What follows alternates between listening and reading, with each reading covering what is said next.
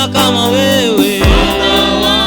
Bwana wa mabwana, hakuna aliye kama wewe. Sema Bwana wa majeshi leo, hakuna aliye kama wewe, Mungu wetu. Asante Yesu, hakuna aliye kama wewe.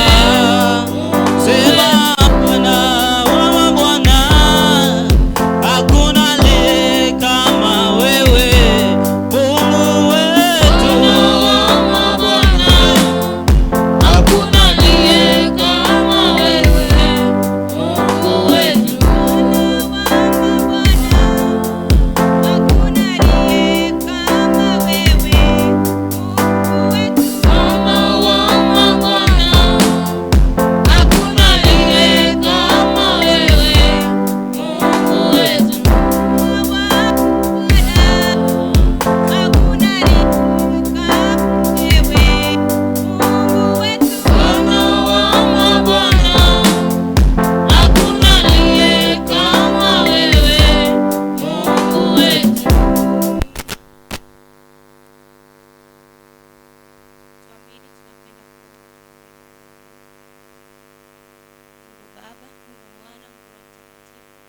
Wewe ni mwaminifu ndani ya maisha yetu, Ebeneza. Umetupigania, umetutetea wiki mzima Baba yangu. Nasema tu ni asante, sio kwamba sisi tunastahili machoni pako, bali sisi ni watenda dhambi. Asubuhi ya leo Baba, tunahitaji msamaha, tunakuhitaji ukaturehemu Baba. Asubuhi ya leo nakabidhi ibada yetu mkononi mwako Jehova. Wacha Roho Bwana akashuke na kutawala kila kipindi. Roho Bwana, karibu ndani ya ibada ya leo. Mwalimu mwema, karibu, tunakukaribisha. Karibu katufunze Ebeneza. Karibu kaponye wagonjwa. Karibu kafungue waliofungwa. Karibu kajibu maombi yetu Ebeneza. Baba, najua unaenda kutenda. Walio njiani Baba, ukawafikishe salama. Walio nyumbani Baba, wajitayarishe waje Baba yangu. Ukawatembelea asubuhi ya leo, ukawaleta ndani ya hekalu Baba. Tawala Ebeneza. Tawala Baba yangu. Tawala Ebeneza. Asante Baba yangu. Asante Jehova. Asante Jehova. Asante Baba yangu. Ninajua unaenda kutenda. Ninajua unaenda kuponya. Ninajua Baba unaenda kufungua. Sifa na utukufu ni zako. Ni kwa Yesu Kristo naomba nikiamini. Amen.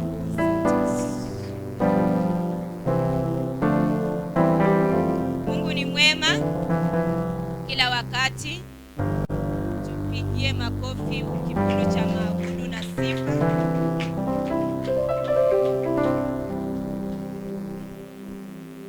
Asante. Salimia jirani, mkaribishe ndani ya ibada ya leo. Kabla hatujakaribisha mwalimu wa siku ya leo,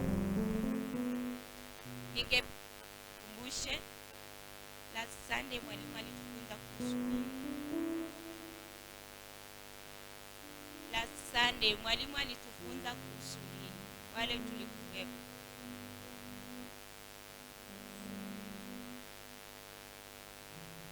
Kuomba, hiyo ni baadhi ya points, but mwalimu alikuwa anafunza kuhusu nini?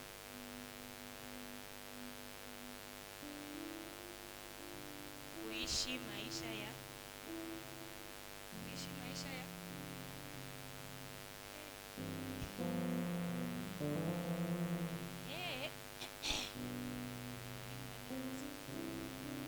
sababu darasa naona haiko sawa. Ni kitu moja tumeshasahau. Sasa yenye tulifunza hizo siku. Tuko na vitabu kwa tunaandika. Hatuna take time kidogo na kupitia. Kujikumbusha ni nini umesoma. Walitufunza kuishi maisha ya ushindi. Si ndio?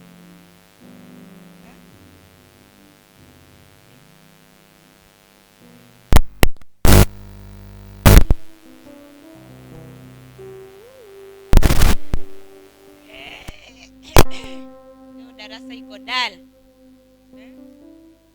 Hata watoto hawazungumuzi, imagine unaanga hata nini ya kufunza, morali ya kufunza. Mimi ni mwalimu nawaambia, hata unaingia darasani unasalimia wanafunzi good morning, hakuna mwenye anakujibu. tunaongea tu morali inaisha. Sasa mwalimu wetu tumesha na nguvu ya kutufunza kweli, kama tuwezi kukumbuka nini alitufunza last Sunday. Andaa Biblia, kitabu na kalamu yetu siku ya leo. Kama kuna kiti mbele yako, tafadhali songa mbele kabla mwalimu hajaanza kufunza.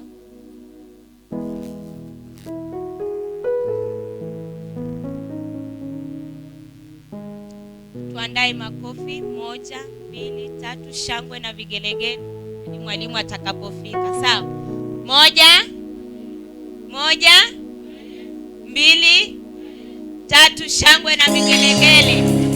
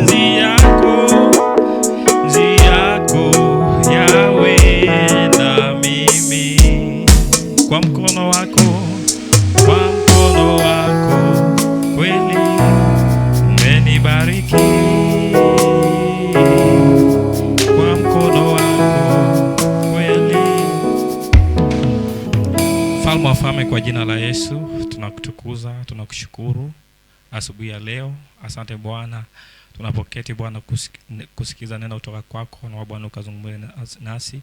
Utukufu Bwana ukakurudie kwa jina la Yesu, naomba tukiamini. Naomba ukasalimie jirani yako, yule ambaye amekaa karibu na wewe, mkaribishe kwa ibada ya leo. Haleluya.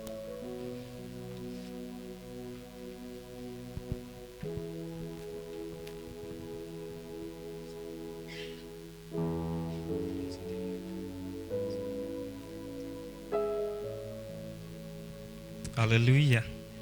Setitu hiyo. Jumapili ambayo ilisha tulizungumza kuhusu living a victorious life as a believer. Kuishi maisha ambayo ni ya ushindi kama muumini ama Mkristo. Bwana Yesu asifiwe. Point ya kwanza tulisema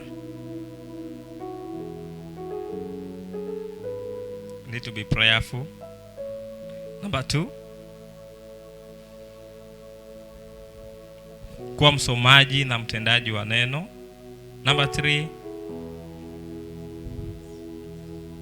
kumtangaza Yesu Kristo. And the last point,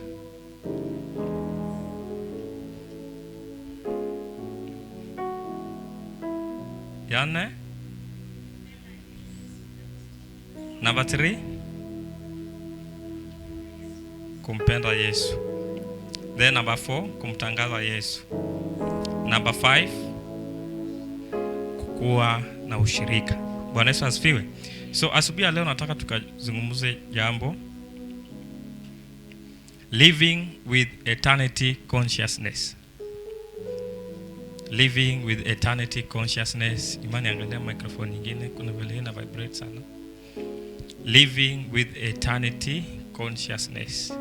Kuishi na umakinifu wa umilele.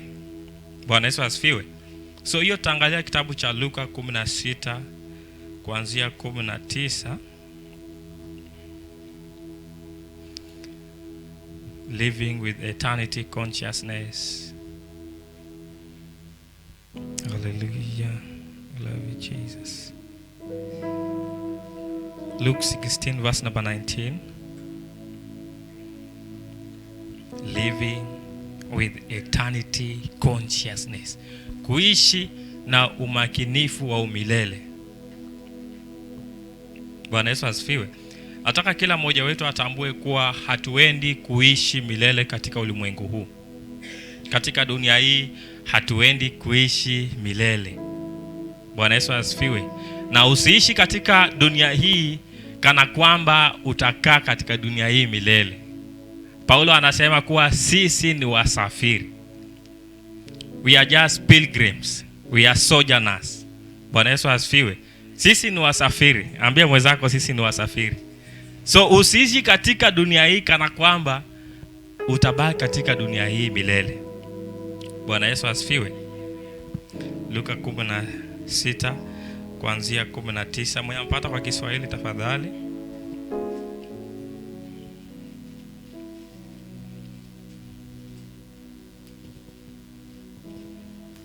Asante.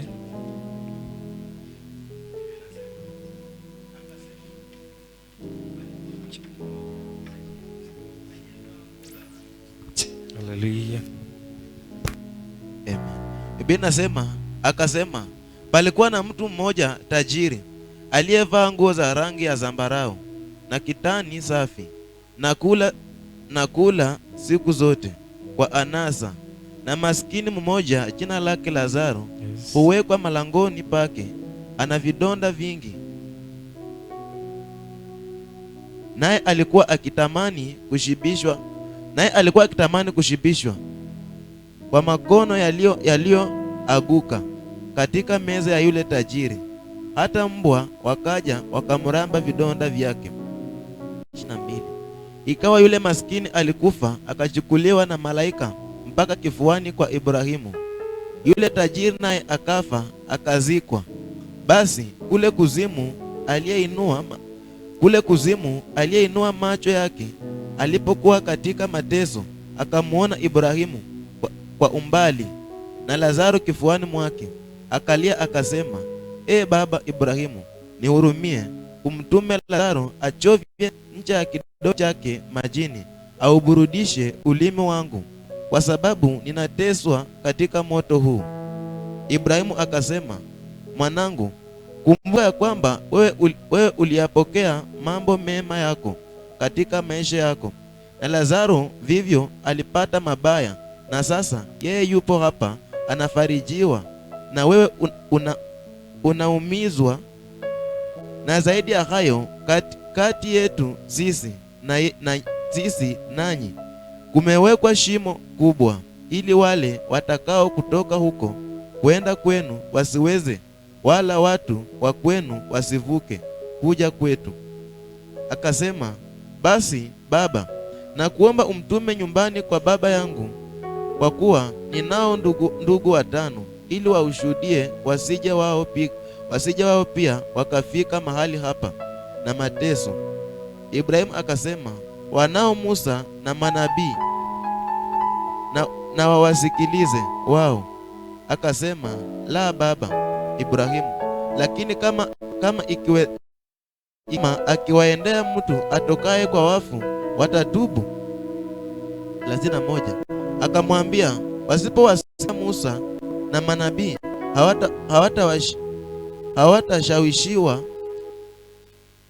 hawatashawishiwa hata mtu akifufuka katika wafu. Amen. Bwana Yesu asifiwe.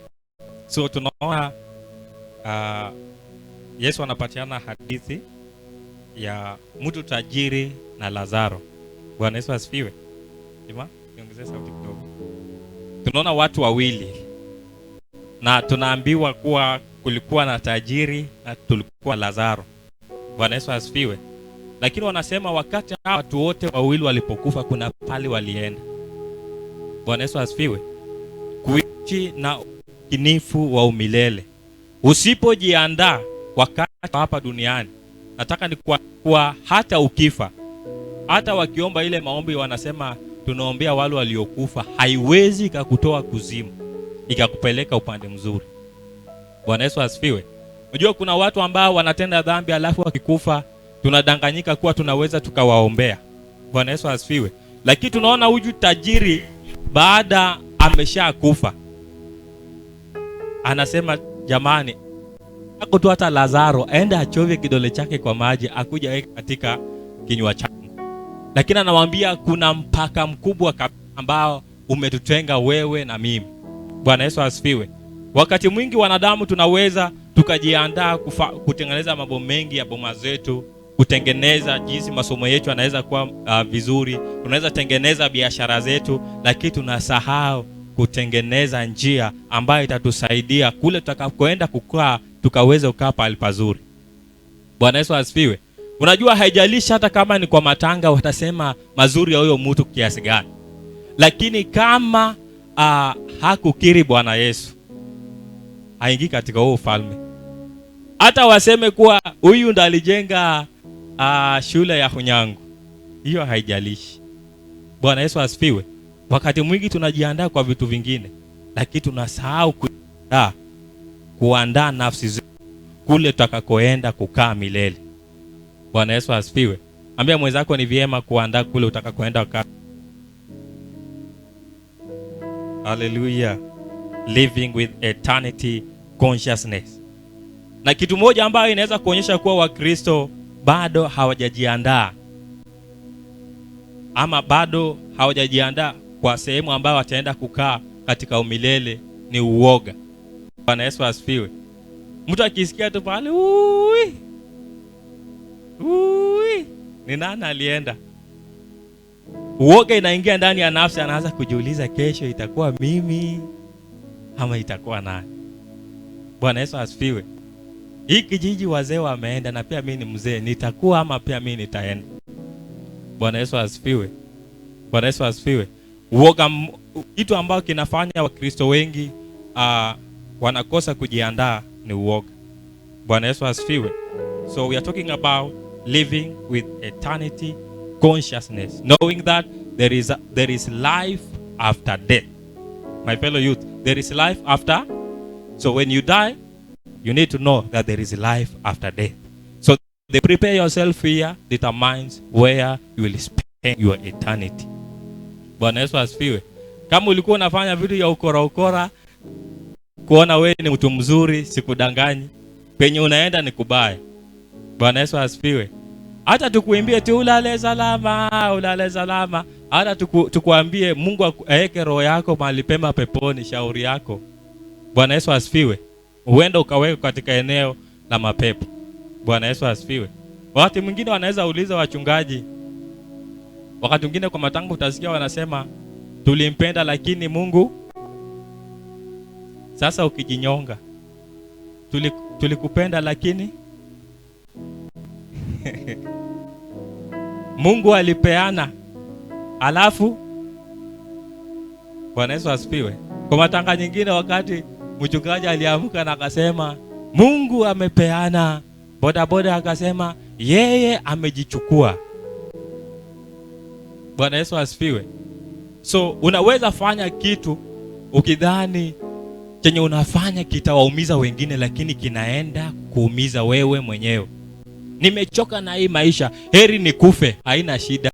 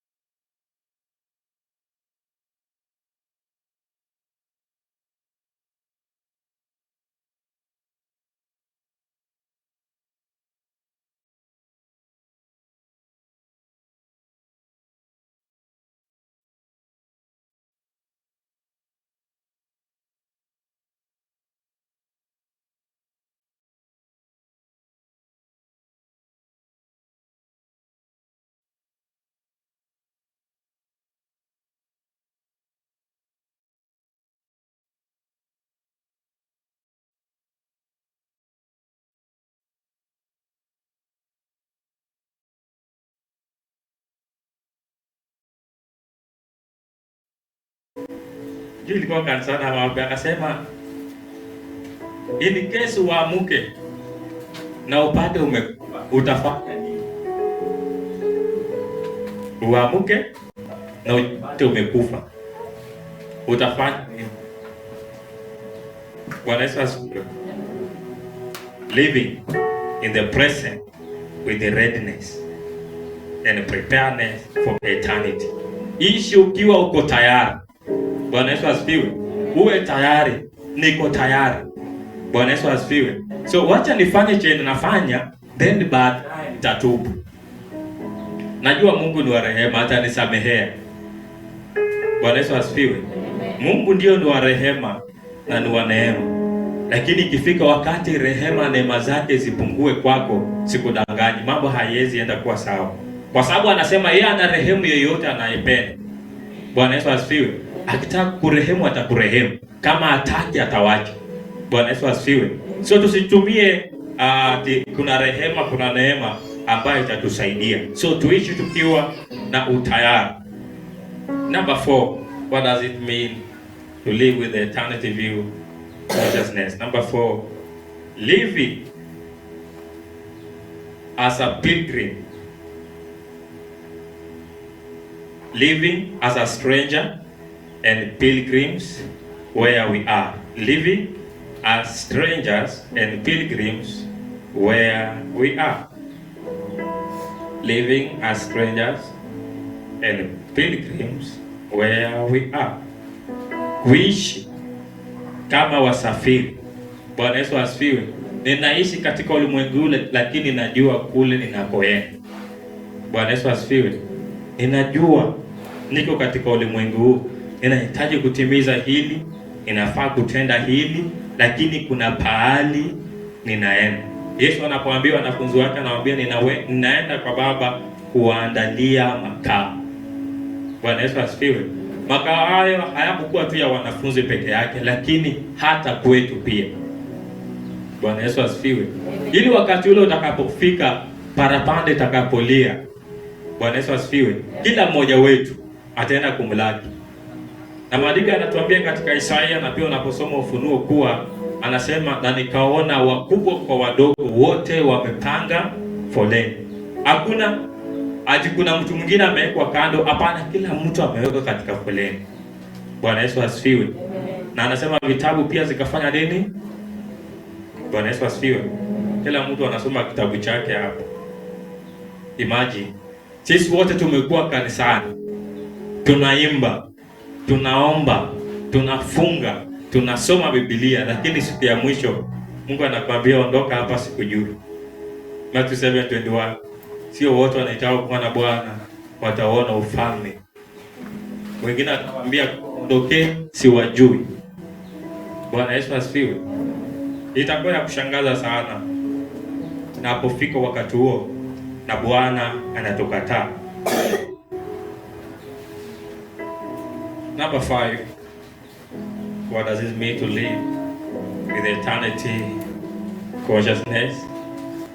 Living in the world without forgetting yourself in it. Living in the world without forgetting yourself in it. Kuishi katika ulimwengu huu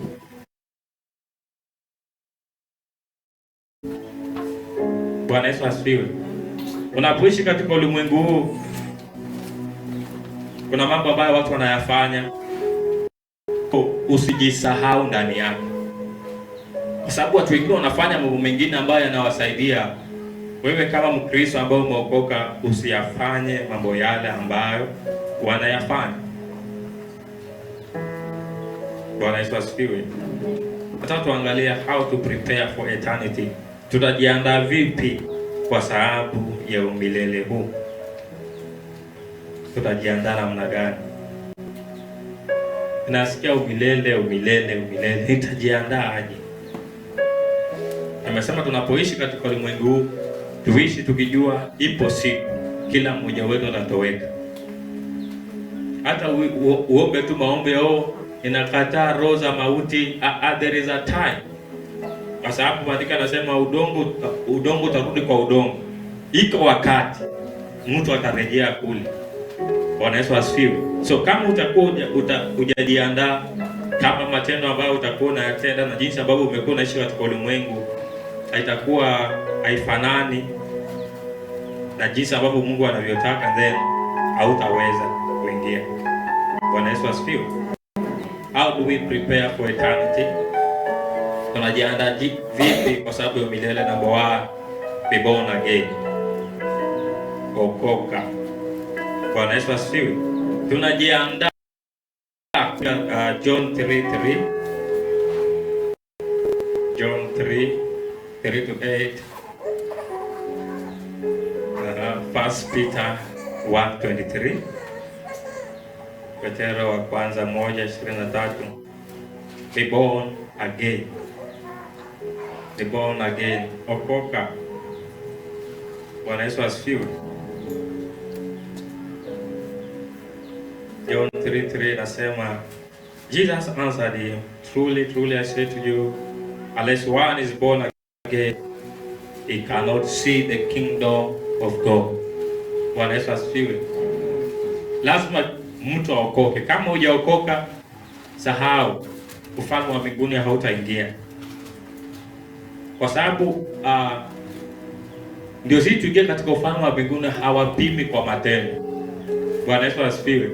Hatukiwa na matendo mazuri, siku anakunywanga pombe, siku asiku nafanya nini, lakini huku kiri, huku okoka, hauwezi ukauona ufalme huu. Bwana Yesu asifiwe.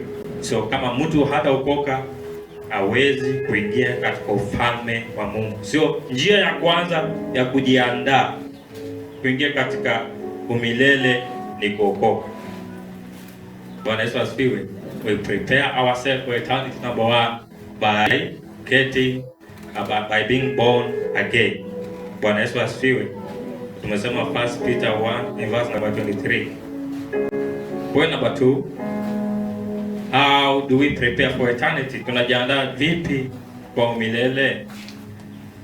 Live to please God. Live to please God. Philippians 1:21. Live to please God. Ishi maisha ya kumpendeza Mungu, wala si maisha ya kuwapendeza wanadamu. Bwana Yesu asifiwe. Watu wengi wanapenda kuishi maisha ambayo ni ya kuwapendeza wanadamu. Hapana. Ishi maisha ambayo yanampendeza Mungu. Chochote unachokifanya unajiuliza, hiki kinampendeza Mungu ama hapana? Bwana Yesu asifiwe. Kama impendezi Mungu, achana naye. Kama impendezi Mungu, achana naye. My fellow you, kama impendezi Mungu, achana naye.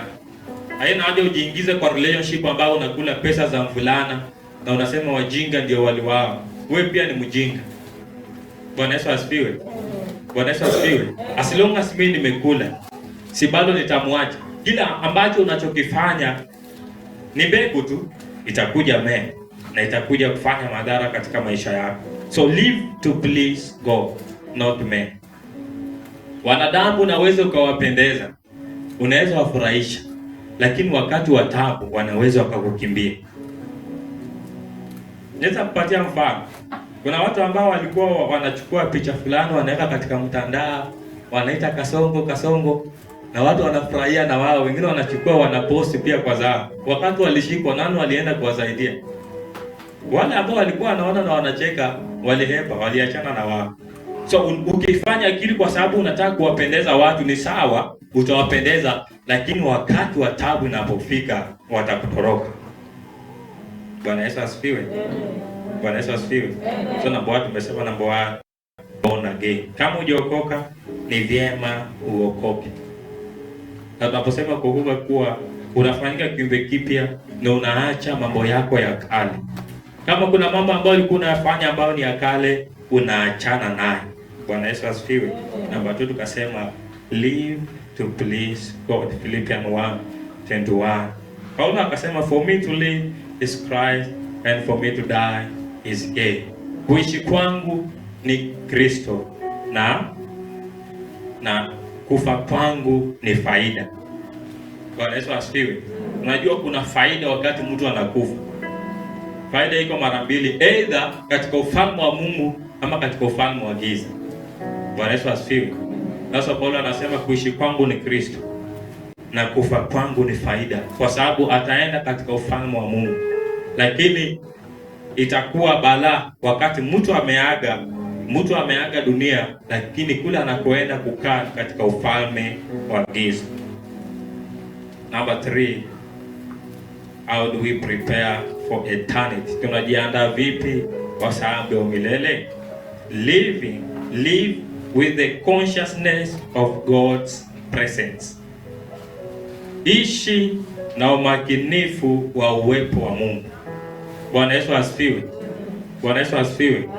Ni vizuri tunaimba wimbo fulani tunasema uwepo wako Bwana uwe nasi. Bwana Yesu asifiwe. So katika maisha haya tunapohitaji pia, tunapojiandaa kwa sababu ya milele, ni vizuri tutembee na uwepo wa Mungu. Ambia mwenzako tembea na uwepo wa Mungu. Na ndio utembee na uwepo wa Mungu, ni lazima uwe mwombezi. Hizi tulivyonena kwa ni lazima uwe mwombezi. Living with eternity consciousness. Kwa wale ambao wameingia kuchelewa, tunasoma Luka 16:19, habari ya Lazaro na tajiri. Bwana Yesu asifiwe. So wakati mtu anaaga, hata kama alikuwa mwenye dhambi, hakuna mtu ambaye yuko hai anaweza msaidia. Hakuna. Tajiri anamwambia Abraham, stop your record. Anamwambia Abraham, tuma ndugu zangu watume waende, alafu wakanye ndugu zangu.